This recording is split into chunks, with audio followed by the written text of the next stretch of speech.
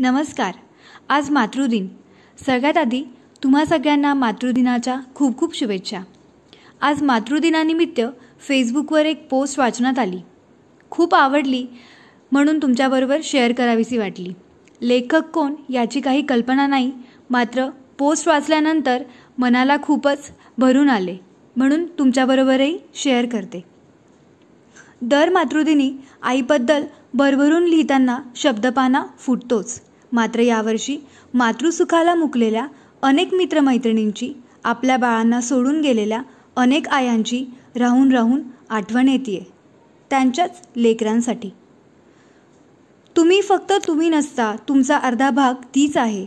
तुमचा रंग, जीवनी, सवयी, आवडी कशा ना कशात तुम्ही तीच आहात. तुमच्या आया तुमच्यातच आहेत. त्यांनी दिलेल्या शिकवणीतून, त्यांनी शिकवलेल्या रेसिपीजमधून, तुम्ही आठवण काढल्या क्षणी अज्ञानातून होणाऱ्या प्रेमाच्या झऱ्यातून, तुम्हाला आजही तारून नेणाऱ्या आशीर्वादातून, तुम्ही कदाचित जपलेल्या तिच्या साडीतून, अशा वेळी तिने काय केलं असतं या विचाराने तुम्ही साजरा केलेल्या प्रसंगातून. आई बघतीये तुम्हाला. तुम्हाला दिसणार नाही अशा जागेवरून, पण तिचं प्रेम तुमच्यापर्यंत पोचतं आहे.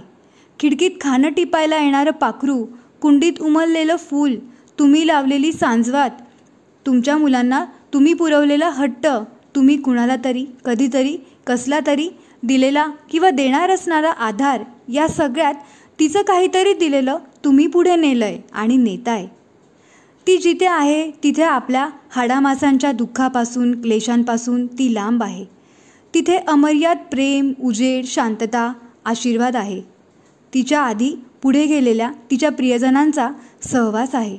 तो आधार तिला पलीकडे आहे.